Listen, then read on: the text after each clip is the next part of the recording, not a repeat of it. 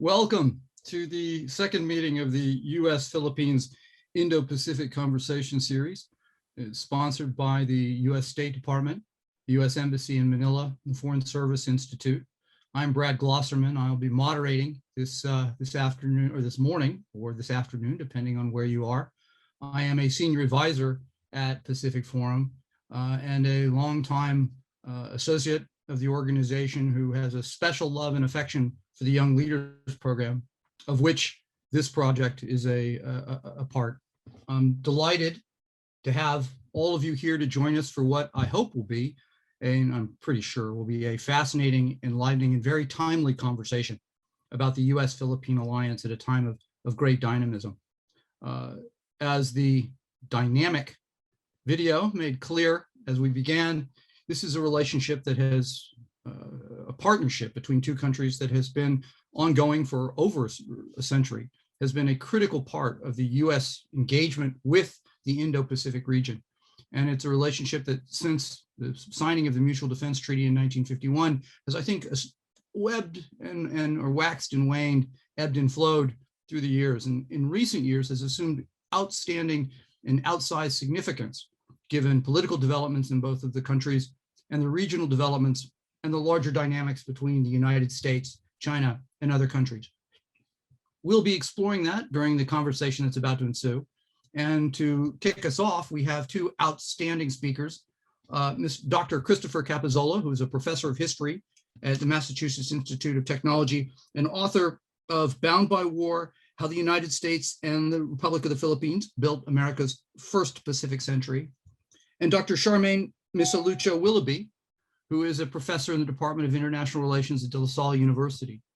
Each of them is going to be offering about 10 to 12 minutes of remarks to begin this conversation, and then we'll turn it over and enjoy, or hopefully, hear your questions and comments and turn this into a discussion that I'm sure will be enlivening and enriching for all of us. So with that, Christopher, if you'd start us off, please, sir.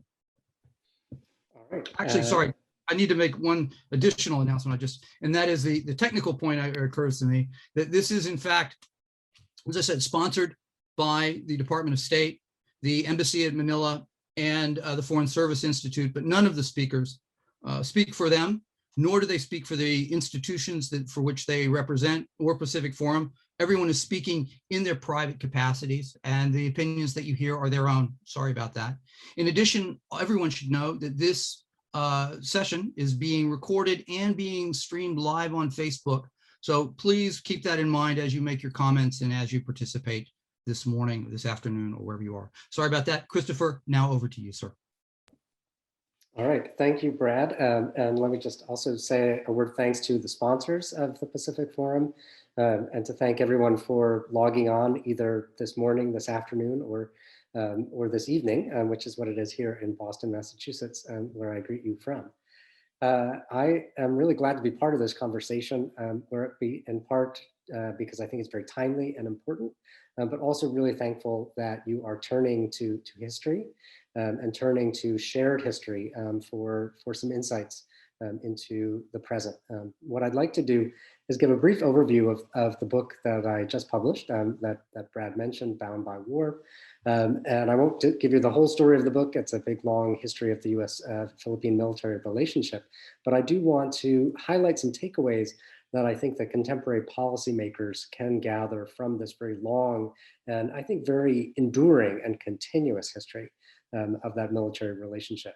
I'm not going to be showing images, but I have done some sort of web projects and digital history projects along the way. I'm going to put a link to those in the chat when we get to the Q&A function, so that you can just sort of check those out after the comments or after the session is over.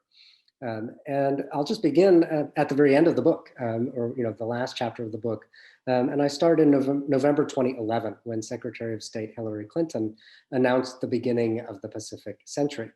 The US government, she explained, would, quote, pivot to new global realities in Asia.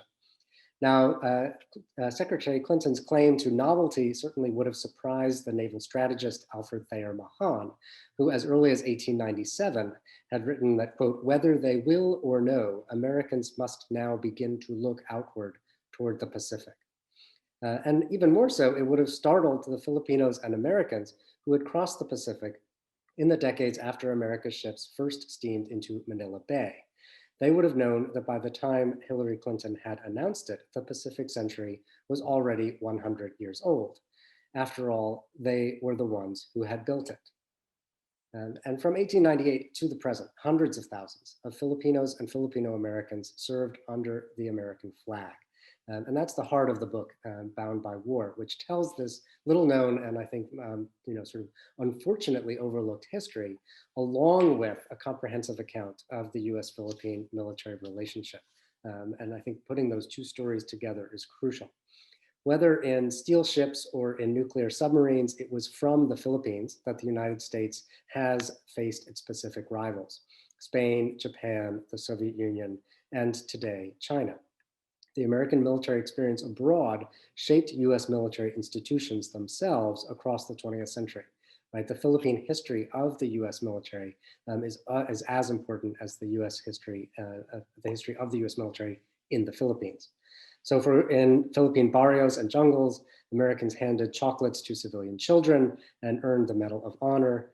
The Philippines was where American forces built the first of their overseas military bases, where they in fact learned to use napalm. Thus, for both Filipinos and Americans, this story that I'm telling is about a shared history of the United States in the Pacific. So I think we see three big things that are different when we view US history from the Pacific. First, we see the long history of the Pacific Century. From the Philippine Scouts in 1899 to third country national contract workers in Iraq and Afghanistan, Filipinos have been crucial partners in the exercise of US power in Asia, throughout Asia. Now, most of this history has been erased or forgotten from US accounts, though not from the memories of the 64,000 of the 76,000 prisoners on the Bataan Death March who were Filipinos, a fact that most Americans don't know, and that many of those men waited until 2009 to receive equitable veterans benefits from the US federal government, again, which they did not forget, but many US government institutions did. And it was also known by their comrades in arms, whether Indian fighting generals sent to pacify Muslim warriors or counterterrorism operatives detailed to Manila to track World Trade Center bomber Ramzi Youssef nearly a century later. Throughout the 20th century, Washington's corridors of power were populated by those who had built or expanded their careers in the Philippines: William Howard Taft and John J. Pershing, Paul Wolfowitz, and Paul Manafort. Second, the Pacific Century was not only a talking point of US foreign policy and grand strategy, but it's important to remember it was a lived experience for millions of people, one that shaped migration, military service, work, and family life. We need to think in this moment and historically, not only about foreign policy narrowly framed, but foreign relations broadly construed. The personal, cultural, and even geographic linkages that Americans and Filipinos built together in the Pacific. And I think this encourages us to think in new ways about the US armed forces as they move in the world, not only as a fighting force, but also as a generative institution that transforms social relationships, immigration patterns, and ideas about race and culture. So just to give one example, for most of the 20th century, service in the US Armed Forces offered the clearest path to migration and US citizenship for those Filipinos who wanted it. In 2021, the United States counts some 4 million Filipino Americans, one of the nation's fastest growing ethnic groups. Many trace their family histories to a father or an uncle in a US military uniform. And when they don't, someone else's father or uncle often casts a shadow. Military service in the 20th century provided Filipinos with a language of patriotism and sacrifice, and therefore of a claim on equality. Immigrants and their children used these words not only to wage a decades-long battle for equity for World War II veterans, but also to find a place for themselves in America, thereby making their service part of America's military history, making their lawsuits and protests part of its civil rights legacy, handing down mindsets and memories of war and the military from one generation to the next. And third, although trade and finance beckoned Americans to Asia then as it does today, the Pacific Century was, I suggest, first and foremost, a military phenomenon and a military sort of byproduct. The war shaped the relationship between the two countries from the beginning and continues to do so as America's second Pacific century unfolds. Now, about 99% of history books are books about change, and this one is one about continuity, right? About ways in which choices and alliances and bonds, as I really call them, forged in 1898 or soon thereafter, have endured in remarkable ways, despite political and social upheavals that have intervened. And one of the ways I trace that, and that could be helpful for sort of thinking in a big picture about the US-Philippine relationship, is by tracking the story of two great statesmen of Philippine politics, the military-minded Carlos Romulo and the military opponent Lorenzo Tanyada, whose papers I examined at the institution of my colleague on the panel tonight at La Salle University. And the two of them grappled with, in many ways, the central question of Philippine foreign policy. Was the country safer with the Americans there or without them? Now, both men were passionate Filipino patriots, but their commitments led them to the opposite conclusions. Tanyada doubted that national sovereignty could ever be achieved under the shadow of the Stars and Stripes and advocated a foreign policy independent from America's military or economic interests. Romulo, by contrast, argued that as a fragile Asian republic searching sovereignty in a world of great power politics, the Philippines had no choice but to seek shelter under the US umbrella. Those two poles were very starkly drawn in the years of the Cold War. In the 21st century, the challenges are different, but the contours of the debate, I think, remain exactly the same. Now, in more recent years, for its part, the United States has been hesitant to step away from its longtime partner and unwilling to give up the century-long foundation of its power in Asia. With an eye on China, the US Defense Department has begun urging a, quote, free and open Indo-Pacific, announcing in its June 2019 strategy document that, quote, no one nation can or should dominate the region. The basics of the US-Philippine military relations remain. The Mutual Defense Treaty commits the United States to protection. US Secretary of State Michael Pompeo, under the former administration, insisted that, quote, any armed attack on Philippine forces in the South China Sea would, quote, trigger mutual defense obligations. With the Enhanced Defense Cooperation Agreement in place, and perhaps to stay, there are more joint maneuvers, trainings, and ship visits than ever before. Now, some of those military connections will be not only sort of military, but humanitarian. And I think that the experience of Typhoon Haiyan or Onda in November 24 showed sort of the challenges that military operations other than war will bring to the story of the 21st century. But I think whether it is sort of military challenge or climate change, American soldiers will continue to return to the Philippines in the 21st century. And Filipinos, to conclude, will march alongside them. A century after Commodore George Dewey urged Emilio Aguinaldo to, quote, come as soon as possible, and 70 years since General Douglas MacArthur greeted Philippine independence by announcing the end of empire, US armed forces continue as, I think, a permanent feature of Philippine life. The old rivals pose no threat, and Korea and Vietnam are slowly forgotten, but the wars continue. Americans will rely on the Philippines as a crucial partner by recruiting labor, using Philippine facilities, and leveraging Filipinos' trans-Pacific ties of nation and family. The United States will build in the Philippines on a foundation that Sergeant Matthew Batson laid when he first established the Philippine Scouts in 1899. But I also tell the story of Batson's servant Jacinto, who, like many Filipinos, found ways to bend America's global ambitions to their own national interests.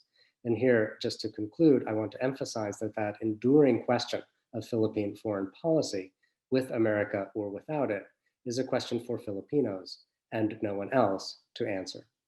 Thank you. That was an outstanding beginning, Chris. Thank you for that really rich, I think, and very thought-provoking set of comments. I've got a number of questions already, but I think he's teed you up well, Charmaine. And it's a tough act to follow, but if anybody can do it, I'm sure you can. So please, the floor is yours. Thank you very much. It's a great honor to be here today to talk about US-Philippine relations in the context of alliances. It's also my pleasure to join this conversation today as an alumna of the Pacific Forum Young Leaders Program. I've had wonderful experiences as a YL, and the program has certainly been instrumental in my career. Now, my remarks today call attention to the need to revisit and re-examine the foundations of alliances. I do this because this has been a most taken for granted concept. While this may be well and good on the surface, there's also a risk, a danger, I think, when something has been internalized too much, when it blends in the background a little too well, that we no longer see how our subconscious determines our interactions. This is what happened to the concept of alliances, I'm afraid. It's become doxa, something that has become a self-evident universal, to the point that we all somehow end up confused and frustrated with a cognitive dissonance that arises when what we believe we know about alliances comes face to face with the everyday and operational realities and challenges of international relations. So my task today is to put the concept of alliances under a microscope, so to speak. The objective is to put on our critical hats, to urge us to never stop questioning things, because doing so can help us fine-tune the mechanisms needed to confront the problems we are facing today. So I have 3 points to make on how we can do that. First, we need to ask ourselves of what is this an instance? This much we know, that alliances are formal relations between states anchored in a binding treaty with corresponding duties and responsibilities. Alliances are often done at a bilateral level, such as those between the United States and the Philippines, whose core document is the 1951 Mutual Defense Treaty. The United States also signed similar treaties with other Asian countries in the wake of the Second World War, such as with Japan, South Korea, Australia, New Zealand, and Thailand. Mutual defense pacts, however, can also be concluded at a multilateral setting, and they take the form of collective security arrangements. The now defunct CETO and currently NATO are good examples. In short, contemporary usage of the concept indicates that alliances, as a type of commitment to come to the aid of a partner, is a mechanism of security cooperation to minimize the effects of anarchy. The second point that I'd like to make is where it gets a little tricky. Alliances are often touted as marriages in international relations, where partners sign a piece of paper, binding themselves to each other, forsaking all others, and singing to the tune of "You and Me Against the World." And like marriages, the treaty itself is not really a guarantee of happy ever after. Alliance management is key to a successful alliance. Now, this can be achieved if the allies have strategic convergence, but this is easier said than done. Alliance literature assumes the automaticity of strategic convergence, as if allies just naturally calculate the risks of abandonment and entrapment, as if it comes naturally to merge their paths unhindered and unencumbered by unique circumstances, histories, and capabilities, not to mention personalities, changes in administrations, and other domestic dynamics. Extant literature likewise presupposes that the threat to any alliance is exogenous in nature.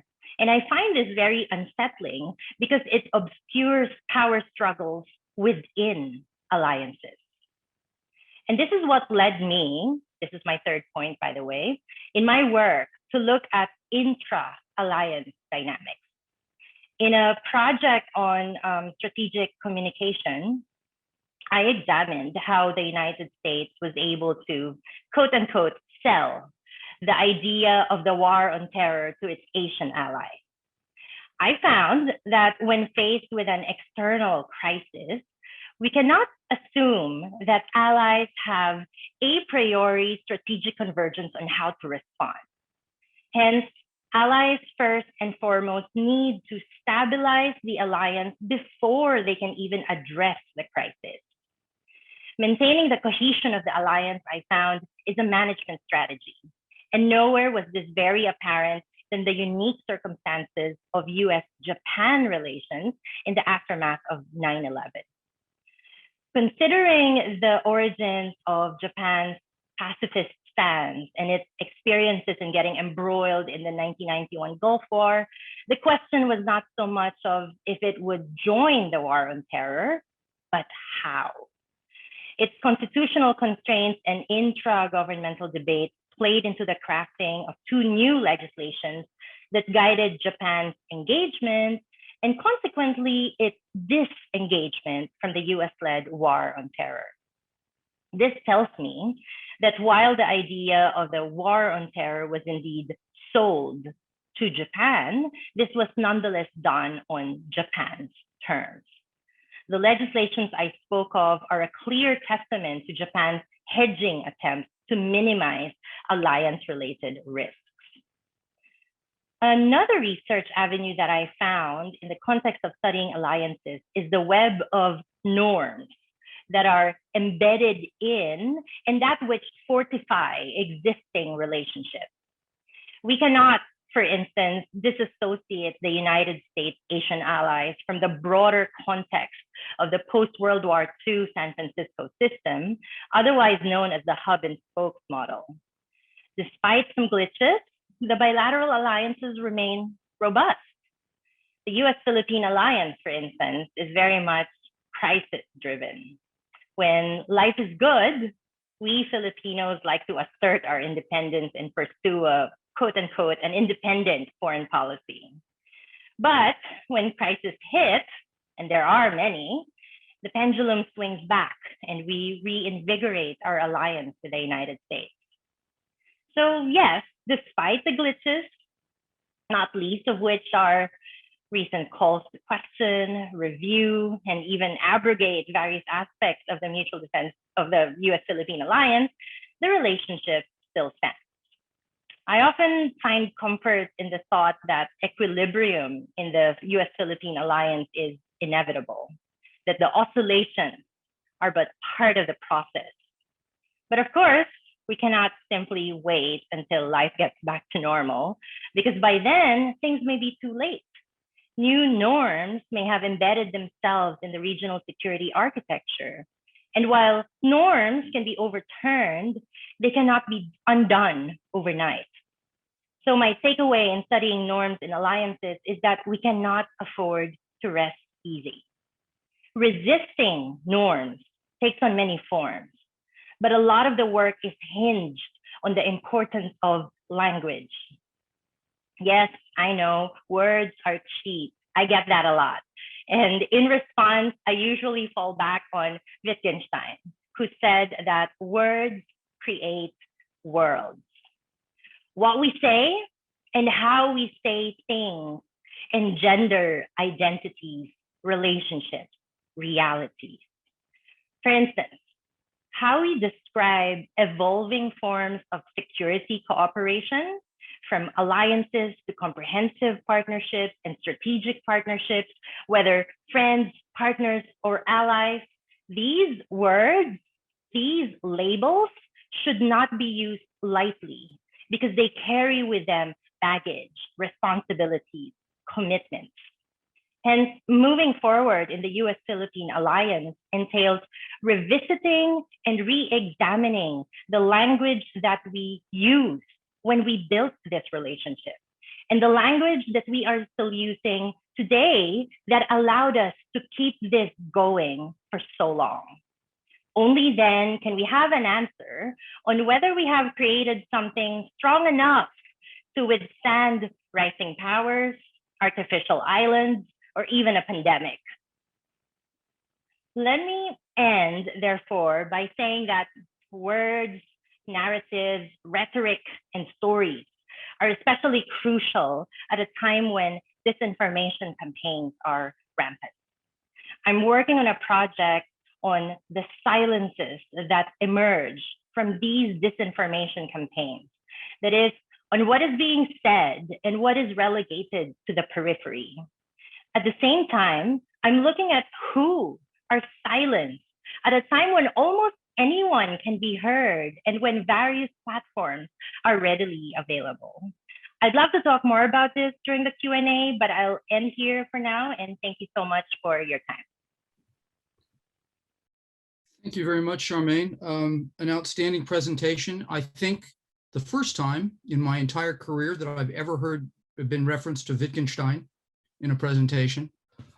Chris, as the resident MIT Cambridge guy, you're gonna have to up your game to meet that one. I have a couple of questions of my own, but at this point, I'd be just as happy to hear comments from the audience. I'm again, for procedural purposes, I note that if you would like to ask a question, please either, if at the bottom tab, you'll see there is a raise your hand bar, please touch that, and that will indicate your interest in speaking. We will then identify you in order. We will unmute your mic, and when you speak, please identify yourself, your position, your affiliation. Please try, if you want to direct a comment to a speaker, please do so.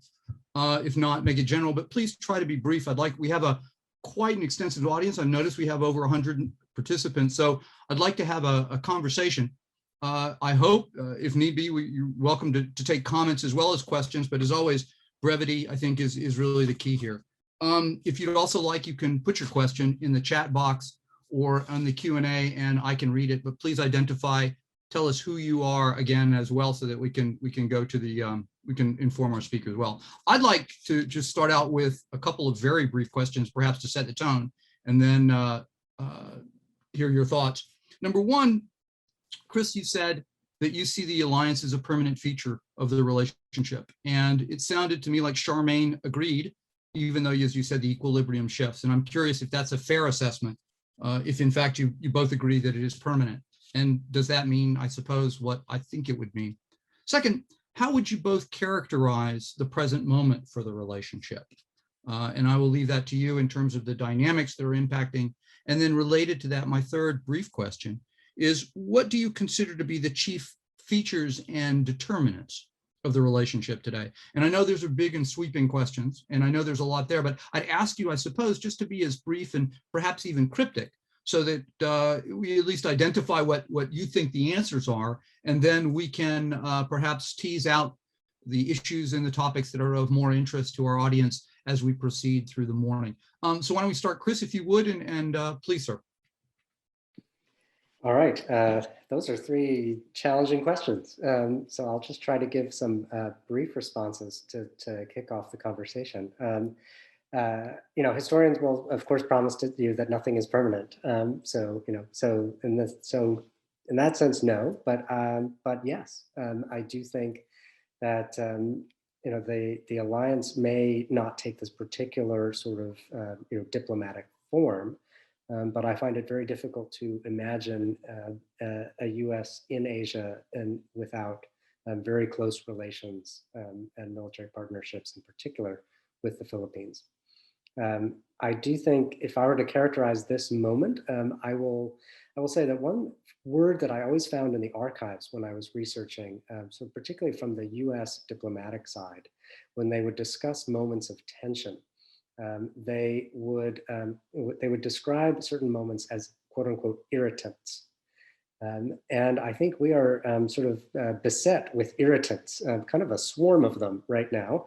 But I think that was in part an effort by U.S. diplomats, to minimize the challenges that they faced, whether it was during the Vietnam War, during the 1980s. But I think they can come in modes, and I think right now is one of those.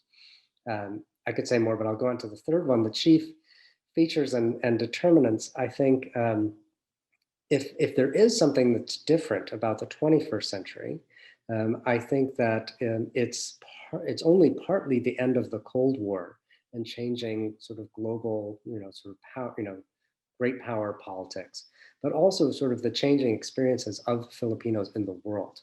That the United States is no longer the #1 destination for Filipino migrants, who are working outside the Philippines. The sort of the imbrication of Filipino sort of laborers into the economies around the world and remittances back. The sort of and also just the cultural shifts that accompany that, I think are very crucial, sort of long-term shifts that are happening. They're not making the headlines. And when the presidents of the two countries yell at each other, that makes the headlines. But those everyday shifts, when people migrate to different places, don't just aspire to the United States, sort of send remittances home in 100 currencies, that's going to have a bigger likelihood to shift things in the long term.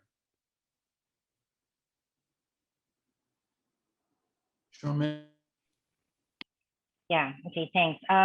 Yeah, on the question of permanence, I agree with Chris. Nothing seems to be permanent, but insofar as the US-Philippine alliance is concerned, for as long as the web of norms in which it is embedded in remain, then we can expect the alliance to endure. I mean, obviously, there are some challenges to it. There are some questions regarding its viability, but for as long as the overarching backdrop on which it is in remains, then it will persist.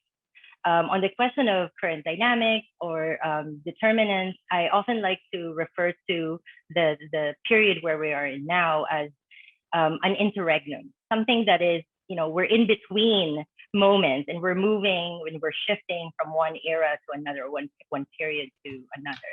But in the Philippines, one thing we need to look out for is how domestic politics plays out. In 2022, we will be holding our national elections, and it's interesting how I say interesting because I'm an academic. It's interesting how different pieces are falling into their rightful places, and they would all come to a head as the 2022 elections come near. Great, thank you very much. I have, at this point, one question, and in the absence of anyone else, I will ask it and then dig a little bit deeper on my own. And it's from Admiral Mackey, who's the former head of the Pacific Command, who was asking about the status of the Duterte-China relationship, given the Chinese incursion into the Philippine territorial waters. And so, I think if you would care, Charmaine, to explain that, but I'd also be interested in getting your sense, because I think it is magnified and perhaps distorted outside of the Philippines, as to the real nature of views of China in the Philippines. And if you could offer us both your assessment of how that relationship works and also ways to think about the relationship, and I think would be very useful as well for the audience. So if you would, please. And of course, Chris, if you've got thoughts to weigh in on that, I'd appreciate hearing them, but I'd like to begin with Charmaine with that. Right. Okay. A bit of a disclaimer. I am, of course, speaking as an academic, so all of these are just, ideas that I have running in my head. All right. So in regard to Philippine-China relations, it was apparent that when President Duterte came to power in 2016, his foreign policy was very openly anti-American. And he announced that we will be pursuing an independent foreign policy. However, as the administration moved forward, this independent foreign policy in practice seemed to be being independent from the United States and pivoting closer to China. Hence, there were a lot of agreements that were concluded to support the administration's infrastructure programs and all that.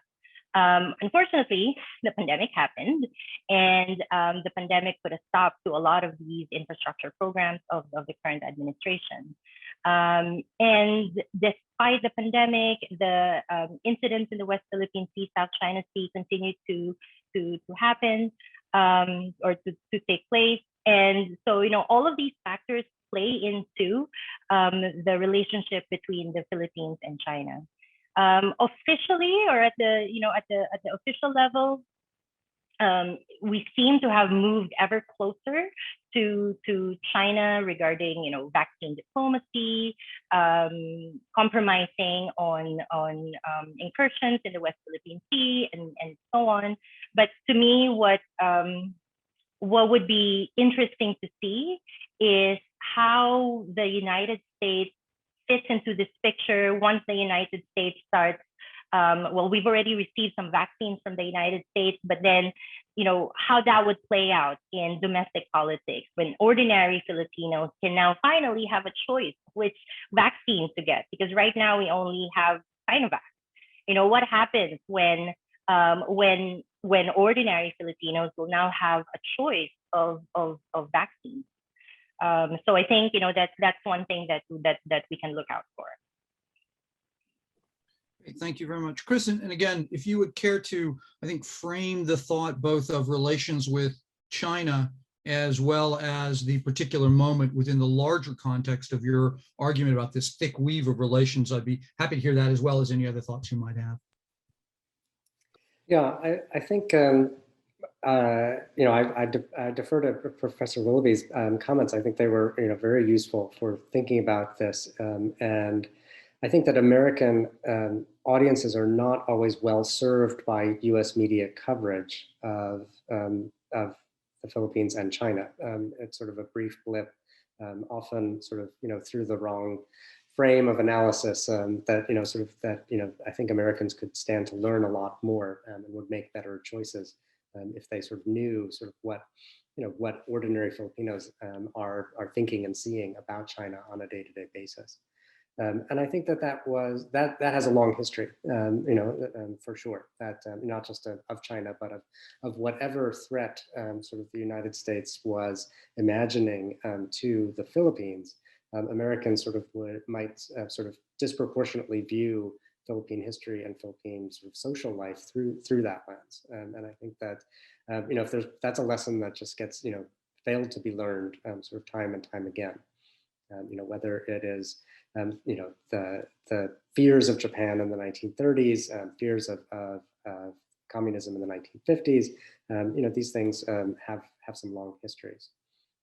I do think that more broadly speaking, there is sort of work to be done on rethinking the as Charmaine was saying, you're not taking comfort in the idea that things will return to equilibrium, but sort of using this moment to rethink the equilibrium that both countries want to reach. And I am open to this is again me speaking personally as a citizen and a scholar, open to the idea of the Mutual Defense Treaty and other arrangements being reconsidered and renegotiated.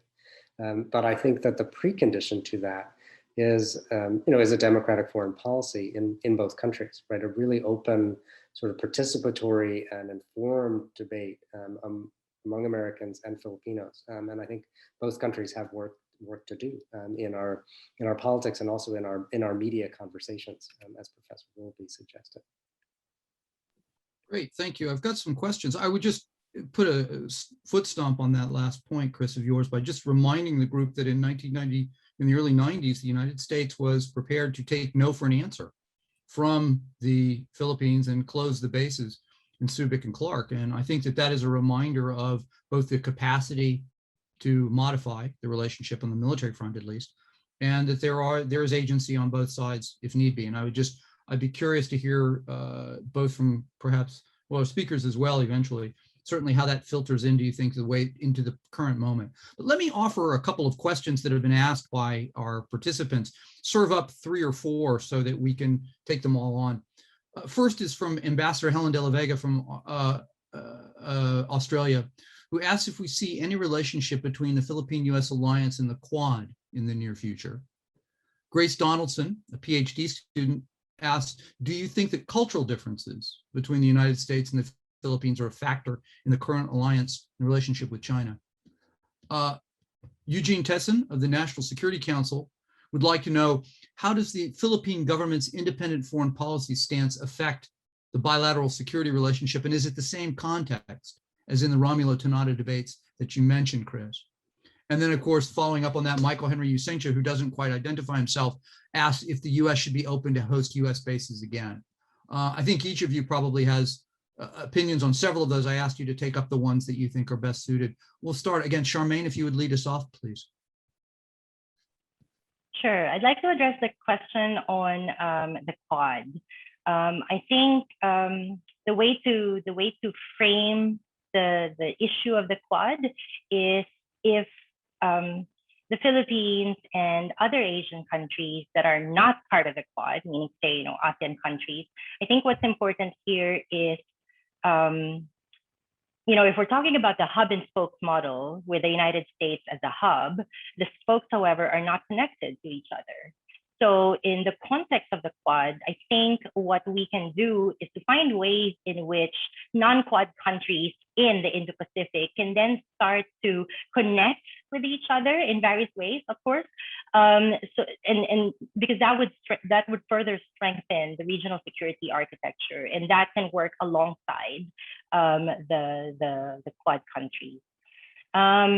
In regard to the question about hosting US bases again, that might be a little challenging considering domestic dynamics in the Philippines. But as far as I know, there are already existing arrangements that are not necessarily called, or that don't necessarily allow the hosting or the reopening of US bases, but there are other arrangements, parallel arrangements that are already taking place regarding that. That's it. Christopher? Yeah, on the last question, I'll take that one first too, and just agree that I think there are sort of constitutional challenges or obstacles to formal reestablishment of the bases. But it is absolutely the case that much of what was dismantled in the 1990s has effectively been rebuilt in the years since then. If you look at the extent to which certainly the U.S. Air Force doesn't have Clark Air Base 4 times the size of the District of Columbia, but nevertheless, sort of in terms of access, and an access that matches U.S. military priorities, that make the so-called lily pad, right? Something a smaller footprint that might create less of a distortion of local economies, less of a sort of dependence on local labor, certainly has been in U.S. interest, and it's also has been for many has been an interest for the Philippine governments over the years as well. Nevertheless, I think some more honesty about the permanence of visiting forces could be productive for any kind of rethinking of the terms of that relationship. And certainly from the US military perspective, I think it would be important for sort of understanding the role that visiting sort of service personnel play as de facto ambassadors for the United States in the Philippines. And I know that obviously cultural training and sensitivity are an important part of that training. But I think that that understanding the importance of that is really, really central.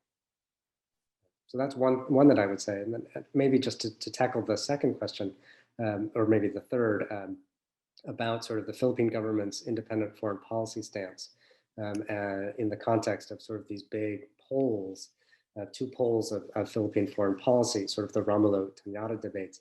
I think it certainly fits into them, and sort of the calls for independent foreign policy have come, from it's important to remember, from all directions, sort of on all points on the political spectrum, among Philippine politicians in the 20th century. And Tanada was coming from a more populist left perspective, but of course it can come from many different directions. And there were many spokesmen and women who sort of advocated that over the years, sometimes sort of seeking very narrowly the ejection of US military forces, but sometimes trying to imagine a new meaning for what independence means.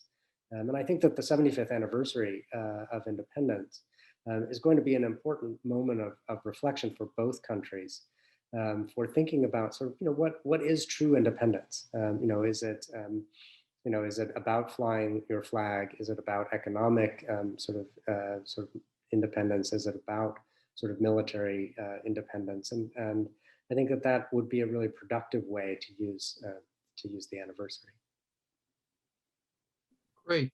If I'd like now to go to Bill Sharp, who's got his hand up. So if the host would unmute Bill, and Bill could offer us a brief and succinct comment or question for the speakers, if you would, sir.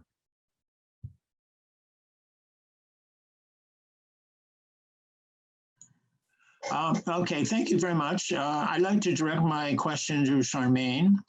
You mentioned that alliances are usually formed for basic reasons that exist at the current time, at the time of the signing. But then other issues work their way into the relationship. And you mentioned in Japan, the United States tried to convince the Japanese to support its terrorist policy, anti-terror policy, which Japan kind of reluctantly did, but on its own terms. That's an interesting comment. Now we have the Biden administration trying to coax the Japanese into supporting, playing a more active role in the defense of Taiwan. The Biden administration met with the president of South Korea a few days ago and tried to persuade the South Koreans to play a more active role in the defense of Taiwan if China should attack it. I'm wondering, has the Philippine government received any pressure from the United States to play a role in the defense of Taiwan if such an occasion should manifest itself? Great. Charmaine, if you'd care to take that up. Right. Thank you, sir. Yes, in my work, I do point out and underscore that alliances are historically and contextually contingent. But obviously, there are other issues that emerge that have not been considered at the time of signing. And one issue that I can think of in regard to the U.S.-Philippine alliance is the issue of cybersecurity and gray zone operations.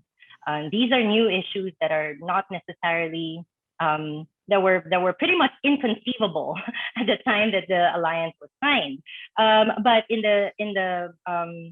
on the issue of Taiwan, for instance, as far as I know, but perhaps the members of the Philippine Diplomatic Corps who are in our audience today might know more about this issue. As far as I know, there has been no overt pressure from the United States regarding this issue. And I think I can only surmise that that's probably because, well, the Philippines is still neck deep in pandemic politics. We're still trying to confront and wade our way into the West Philippine Sea, South China Sea issue. So I think, from the American side, they understand that any overt pressure on the Taiwan issue may not necessarily bear fruit at this time. But that's just me talking from an outsider's point of view. I'm not privy to a lot more information about this. Thank you. Thank you. Thank you.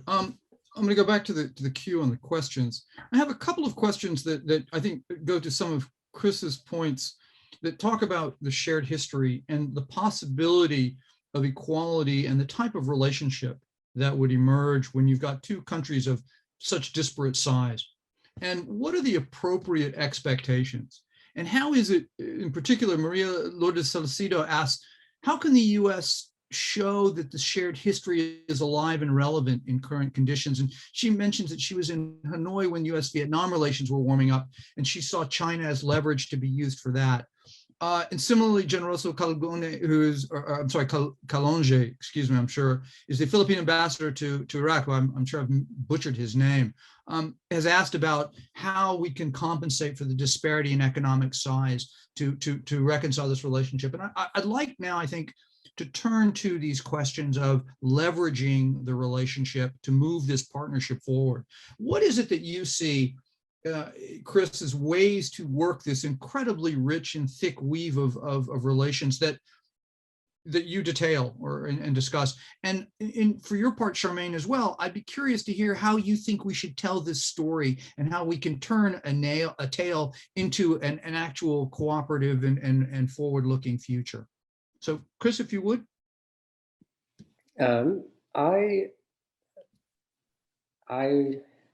I would like to give some good news for how this could be sort of leveraged. And I'm thinking of one, again, turning to the example of General Carlos Romulo, who I think tried that at the United Nations in the 1940s and 50s, tried that at the Bandung sort of Congress of Afro-Asian peoples. And I think hoped to leverage the sort of position of the Philippines in the mid-20th century to be a kind of crucial broker in the Pacific in that moment. But found it too difficult to sort of come out from under the US umbrella and to play that role at the United Nations fully, or to really sort of get an audience at Bandung at all. And I think that, I think I would love to imagine the Philippines sort of leveraging that history, right, across the region, to kind of be a kind of crucial leader of a sort of a region-wide conversation that needs to happen over the course of the 21st century for the region to move forward. I think that will be challenging, right? And so, I'm not quite sure. Back to the first part of the question, I do think that the U.S. can do more to recognize its shared history, and I think that that in part, for me, I'm always struck by the not just the lopsided sort of size of the countries, but the lopsided historical memories in the two. And I'm thinking more here about sort of official memories. Right, that the history of the United States is well known by Filipinos. The history of the Philippines is not well known in an official sense in the United States. But when I start telling people the story of this book, everyone always responds to me with a story, right? A story about their military service, a story about their neighbor, a story about their own Filipino family members, and I think that those stories need to sort of move to the center, so that a previous history that erases kind of the U.S. history in the Philippines can get sort of marginalized, or even some days kind of reckoned with and moved past. Charmaine? Yeah, the relationship has oftentimes been described as asymmetrical, with the United States doing a lot more of the work than the Philippines, and this oftentimes leads the Philippines to clamor for more support, more commitment from the United States, despite the already seemingly asymmetrical relationship that they both have. So I think the way to leverage this relationship as a way of moving forward, the Philippines should really engage more in a self-evaluation or in a self-review, rather than my sense is we're always trying to pass the burden off to the United States or to someone else, saying things like, commit to us more, give us more, give us more aid, and so on. But I think what the Philippines needs to do is to do a self-assessment. And in the context of the 1951 Mutual Defense Treaty, there's actually a lot more that we can do with how the treaty and its parallel arrangements, with how those are structured, because that buys the Philippines some time to modernize our own military. Rather than pushing for, let's review the treaty, let's dump the alliance, or let's do something else altogether. That's my sense is, we're going to be starting from scratch, and we're not on equal footing anyway. So I think what we should do is to engage in a self-review, self-assessment, find out what we can do better, what we can contribute more, instead of passing the buck or passing the burden off to someone else. Thank you very much. I mean, I would note that any country that's going to be allied with the United States is going to be facing an unequal relationship. So this is certainly no unique situation. I have two sort of sets of questions I'd like to pose to our speakers from again, the audience. Carl Baker, my former colleague at Pacific Forum, asked Charmaine, to what extent has the Philippine security cooperation with ASEAN limited the scope of US-Philippine alliance relations? And I think extend that a little more broadly to the degree to which there are countervailing currents that pull and influence and shape the way that the Philippines thinks about its role in the region and security issues. And I'm wondering how you would sort of put those within the context of leveraging the relationship. Does ASEAN pull the Philippines away from the United States in some ways, or is that an actual, perhaps an underutilized lever that could be used, you know, as a vector by which the United States could interact with ASEAN as well? So if you take that up, two other speakers, or two other of our participants, one of them, whom is Millicent Paredes, the ambassador of the Philippines to Thailand, asks about, can you discuss how personalities and the temperament of leaders have contributed to where we are in terms of challenges in the Asia-Pacific region? And I think that's a very broad set, but I would ask the two of you to focus more within the US-Philippine relationships. And it strikes me that we were last year in an interestingly or curiously volatile moment with President Duterte and President Trump, who seemed to get along quite well. Certainly in stark contrast to Duterte and Mr. Obama. And I'm wondering if perhaps a retail politician like President Biden might be able to overcome some of the other issues of the past. But this question of personalities, and certainly Duterte is not the first to occupy the Malacanang Palace. So I'm wondering, to what degree do other Philippine personalities influence that, and how does that fit within this narrative of larger forces and you know, this permanent feature of the relationship, that or the permanent relationship? So I guess, Charmaine, if you'd care to start. Sure.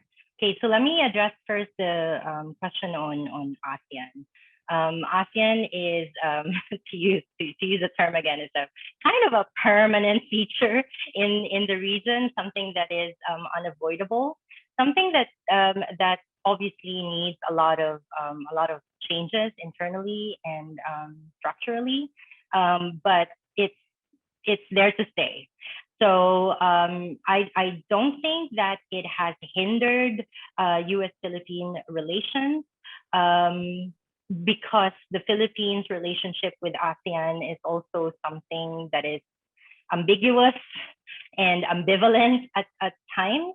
But at the same time, ASEAN itself has some problems and a lot of challenges in facing and addressing regional problems. So I think moving forward,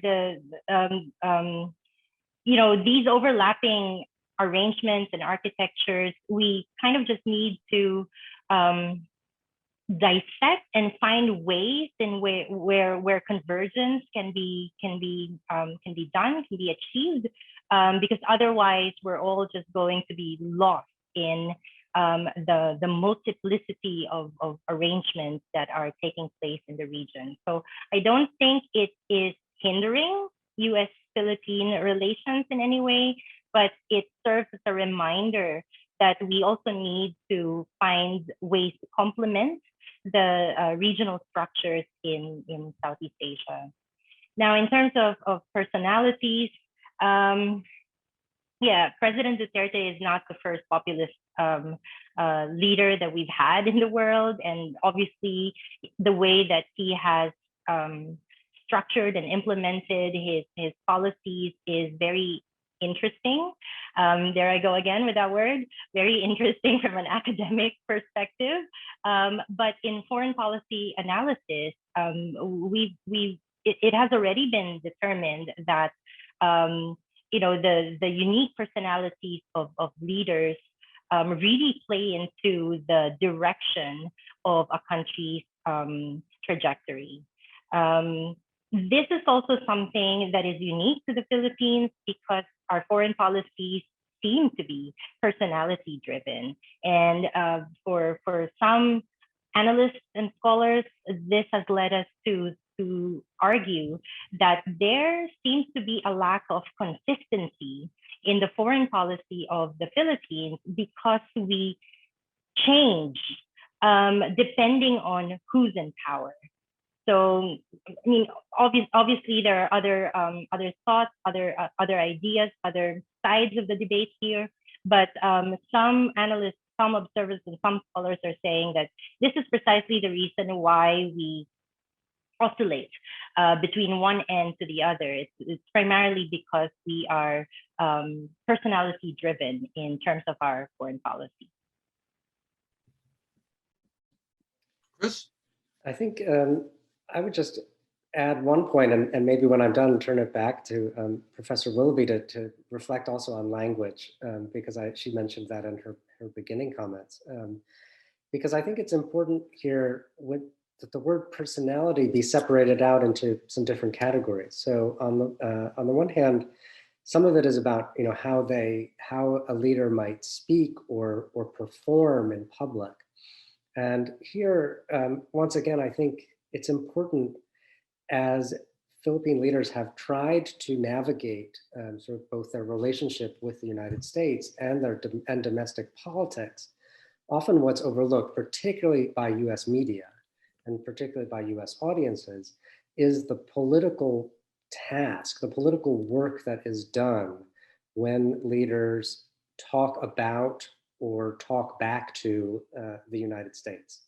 Right? And this most recently was visible with President Duterte, but you can trace a really clear line all the way back to the earliest years of the first Philippine Republic, right? I think President Magsaysay is another sort of example of someone who could use sort of language that mattered and meant one thing in domestic political contexts, but could be read in another way internationally.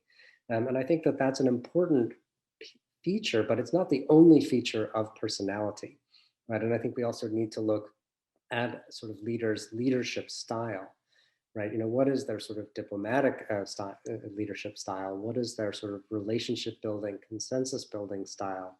And I think that, I think it's too early to know what will come from the Biden administration.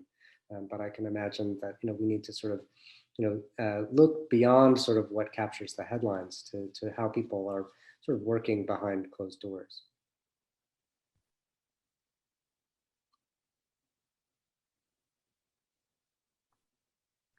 Charmaine, would you like to take up Chris's call to comment on the narrative or not?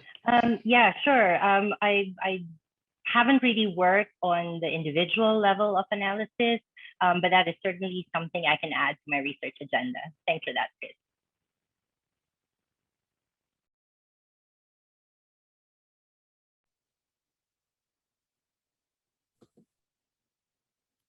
Hi all, I think I was cut off. Jeff, or can you hear me?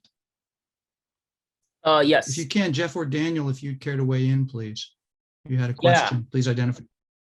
Yeah, Jeffrey here from Pacific Forum. Thanks to our speakers for really excellent and illuminating presentations. I have questions to both. First to Professor Willoughby. Duterte remains popular, but what has been a puzzle to many is the disconnect between public support for Duterte and Filipinos' very favorable view of the United States, right? The Filipinos, based on public polling, are very much pro-US and largely anti-China, and yet very supportive of Duterte, who has been anti-American. So, that disconnect can be demonstrated by the vaccine preferences of Filipinos. And if you've been observing, I think Duterte wants Filipinos to go with Chinese vaccine Sinovac, but the Filipinos prefer Pfizer, and yet they still love Duterte. What do you think explains that disconnect? And to Professor Capozzola, the Romulo Tañada debate that you mentioned was interesting, but it seems like the public are not that involved in that debate. Is that a fair assessment? I do feel like if everyday Filipinos are involved in that debate, that they prefer to be with the Americans. President Corazon Aquino in the 1990s was so confident about the Filipinos' support for the bases, US military bases, that she wanted a referendum on it, right? So I wonder if you have any thought on that. Thank you.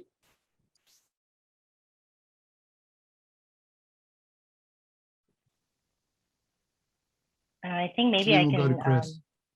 take a yeah. Okay, I can answer Jeff's question on the disconnect. I think the first thing that came to my mind when you asked that is, well, which sectors of the Philippines were really asked about their opinions, because whom you ask will have different answers on their perceptions of the Duterte administration.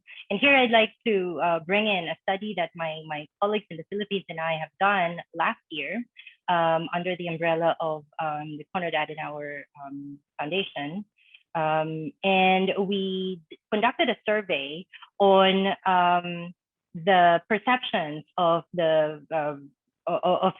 Filipinos in the strategic community. So we asked academics, practitioners, bureaucrats, what they think about the current administration and how the Philippines is engaging with its partners around the world. And yeah, it was surprising at some level that we found that our base of respondents is 633, and we found out that 91.1% of our respondents preferred Japan as a partner, and the second was the United States with 85.2%. Very low on the priority list is China with only 27.6%. So if you ask those who are involved in strategic discussions and policy discussions in the Philippines, they don't seem to echo the official stance of the administration, because they would prefer other partners rather than China. So the short answer to your question, Jeff, is, well, it depends really on which sector you ask. Because different sectors will have different answers regarding their perceptions from the Duterte administration. And I'll just jump in with a brief answer, maybe, to say that I don't know that public participation in foreign policy decision-making is widespread in any country. That most people make their political choices based on domestic concerns and respond very much to those. And I don't know that the Romulo-Tonjada debate, which was carried on as in many ways a decades-long debate in the press and in various public forums, and of course included dozens of thinkers along those polls.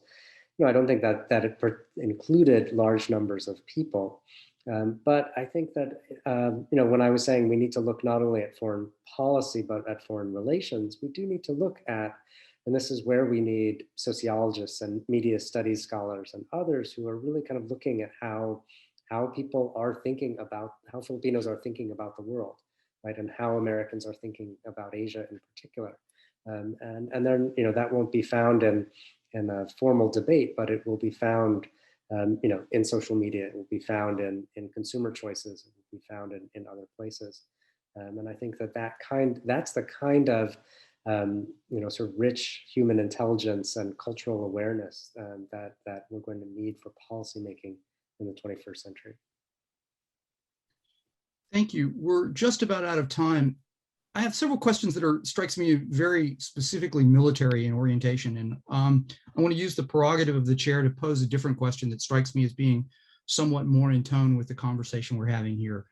And that is that in the interest of moving the relationship forward, it looks to me as though we're at a moment of profound transition in the regional and global system regarding, I think, not just a US-China military dynamic, but a broader competition of systems that extends far beyond that into what some people are calling, a contest between liberalism and illiberalism. And in this contest, it seems to me that the Philippines' history would put it on a very particular side, regardless not only of its relationship with the United States, but for the values that it has embraced, for the society that it has created, and for that which it seems to embody. And so I'm wondering how you see the U.S.-China, or sorry, the U.S.-Philippine relationship working within this broader evolving competition, of which the military piece is but a part. And how is it that we could maximize and leverage that shared history, as our title suggests, as a way to best improve the chances of those of us who believe that it is a particular value proposition that is potentially at stake, and that's where we can best work together, or should be working together, to influence the evolution of the region and the world. I hope that was a coherent question, but I'd be interested to hear your thoughts. Christopher, and again, a minute or two for each of you, but Christopher, you would lead us off, please. That's a huge question, Brad. I'm not sure I have an answer, but maybe I'll say two things, right? One is that I think I would point to two things. One is from the Philippines, and one is from the United States. From the Philippines, I think we have, in its long history, a remarkably sort of durable, although sort of momentarily uneven, world of civil society, right? And there is sort of popular participation and at times demands for liberal institutions, and sort of claims on them, that I think will be a necessary heritage to tap into in the future.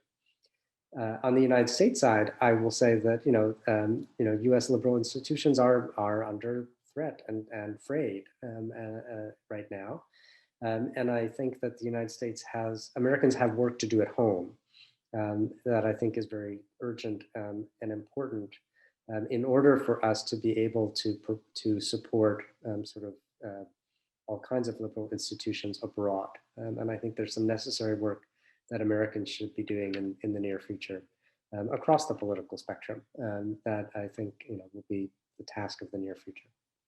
And Charmaine, if you would also incorporate into your answer Chris's last comment, which is, I know in my conversations in the region, there's a concern that the U.S. focus on domestic rebuilding, whether it is the Build Back Better or the refortification of domestic political institutions, to the degree that becomes a distraction, or it becomes a priority item. Is that a sense in the Philippines, and does that perhaps create some concern about the American commitment to the relationship? Yeah, well, I think I will kill two birds with one stone and then answer both questions. I think both these issues, both these concerns, serve as a timely reminder that to all of us, that the U.S.-Philippine relationship is bigger than the alliance. The alliance is but a function of this broader relationship that we've had. So that we've had and we still have right now. So I think moving forward, our attention, our respective attentions may be diverted into domestic matters. The United States is obviously doing that right now. We also have domestic issues to take care of, particularly next year during the national elections. But and this is what I meant when I said earlier in my remarks that the alliance, the relationship, will endure because this relationship is bigger than just the alliance. So there's an economic relationship. There are deep relationships, family relationships. Ask any Filipino, that Filipino would say, I have a cousin of an uncle who's in the United States and he served in the military and so on. So the ties are really very deep. And I think, moving forward, this is our shared history. It's not just the alliance, it's bigger than that. Great. And that actually echoes Christopher's point about how every time he told a story, he got a story back. So I'm glad to see that you two are in agreement again. I hope our audience will join me in thanking both Charmaine and Chris for, I thought, two outstanding presentations and some very, very thoughtful comments and answers to the questions. So thank you both for taking the time. Thank all of you who joined us today. I hope this was helpful. I'd like to thank, of course, the sponsors, which would be the U.S. State Department, the Embassy of Manila, the Foreign Service Institute. A reminder that the comments of all speakers were their own opinion, do not represent those of those sponsoring institutions, nor Pacific Forum, nor their own institutions. I'm reminded that Christopher's book, Bound at War, is available, I believe, from Basic Books. If you want to show, I'm sure you have there you go, a big thing. Buy it, help demonstrate the power of the Pacific Forum, Pacific publicity machine. And I want to thank the Pacific Forum and organizers, Ariel, director of the Young Leaders Program, Jeff, who has been instrumental in putting this together. And I want to apologize for the technical glitches on my end. And I believe with that, I'll say thank you very much. Those of you that know you're supposed to hang on to the connection, please do. The rest of you, thank you. We look forward to just joining us in the future. If you have any thoughts or comments about ways to improve this or programs, and I would just tell everyone who is ever is interested in these issues and contemplated that the Pacific Forum Young Leaders Program is an outstanding initiative, and I would urge you to look it up, to check it out, as well as the other Pacific Forum projects and publications that are, I think, just outstanding and of great help in understanding what's going on in the region and the world. So again, to all of you, and especially to our speakers, thank you very much.